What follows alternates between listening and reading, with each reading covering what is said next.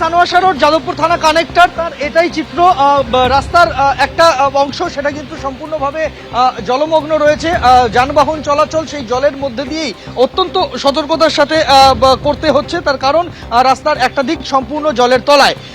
এটা যেমন একদিকের ছবি, তার পাশের দিকের ছবিটা দেখাবো আরেকটি লেন। সেখানে কিন্তু যে সিগন্যাল পোস্ট, সেই সিগন্যাল পোস্ট ভেঙে পড়ে রয়েছে। সিগন্যাল পোস্টের সঙ্গে বিদ্যুৎবাহী যে খুঁটি রয়েছে সেই বিদ্যুৎবাহী খুঁটিও একই রকমভাবে পড়েছে। রাস্তার যে বিদ্যুৎ সংযোগ রয়েছে তা বিচ্ছিন্ন করে সিএসসি কাজ করছে। এই মুহূর্তে বিদ্যুতের পোস্ট একেবারে দুমড়ে পড়ে রয়েছে গাছ সহ। আমরা দেখতে পাচ্ছি যে এই সিগন্যাল পোস্টকে ধীরে ধীরে খুলে সরানোর কাজ শুরু হয়েছে।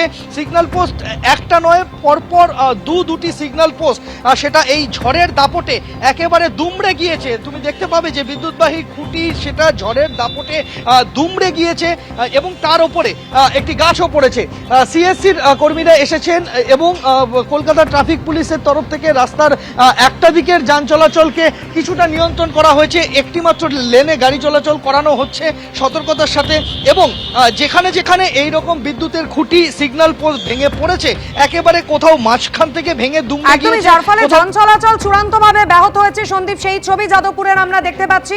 তুমি আমাদের ছবি দেখাতে থাকো। এই মুহূর্তে সরাসরি আপনাদের নিয়ে যাব আমহা স্ট্রিটে।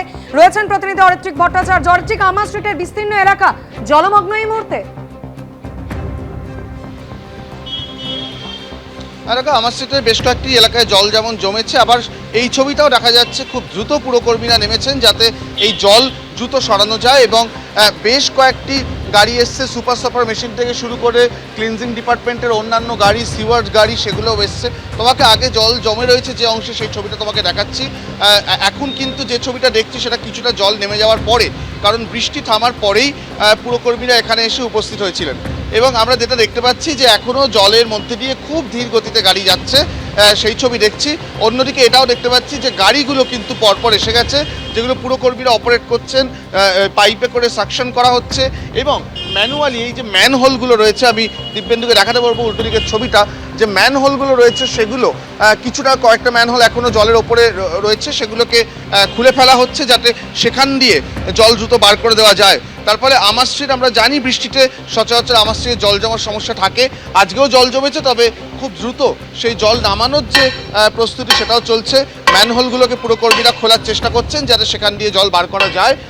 বৃষ্টি হয়েছে বেশ কিছুক্ষণ ইতিমধ্যেই। আবহাওয়া দপ্তর থেকে যেটা বলা হচ্ছে, কলকাতায় 2:47 নাগাদ সবচেয়ে বেশি ঝোড়ো হাওয়ার প্রকোপ দেখা যায়, যেটা 88 কিলোমিটার প্রতি ঘন্টা বেগে হাওয়া বইছে। এবং সেই ঝোড়ো হাওয়া সেটা স্থায়ী ছিল 2 ঘন্টার মতন। এই যে কালবৈশাখী, সেই কালবৈশাখী এই 2 মিনিটের মতন, দুঃখিত, এই কালবৈশাখী 2 মিনিট যে 88 কিলোমিটার প্রতি ঘন্টায় যে হাওয়াটা দেওয়া শুরু করলো, তাতেই কিন্তু সবচেয়ে বেশি ক্ষয়ক্ষতি হয়েছে কলকাতা জুড়ে। এবং তাতেই কিন্তু এতগুলো গাছ ভেঙে পড়া থেকে শুরু করে মেট্রোর চাল উড়ে যাওয়া এবং বিভিন্ন যে ক্ষয়ক্ষতির যে ঘটনাগুলো ঘটেছে। আর আমহা স্ট্রিটের ছবিটা তোমাকে আরও একবার বলিনি, জল এখনও জমে আছে, গাড়িগুলো ধীর গতিতে এখান দিয়ে যাচ্ছে। তবে স্বস্তি এটাই, পুরকর্মীরা ইতিমধ্যেই কাজ শুরু করেছেন। রাস্তার সাইডের দিকগুলো সেখানে দেখতেই পাচ্ছ, মানুষ হাঁটছে যেখানে, অনেকটাই এখনও কিন্তু জল সেখানে জমে আছে, পা অনেকটাই ডুবে যাচ্ছে।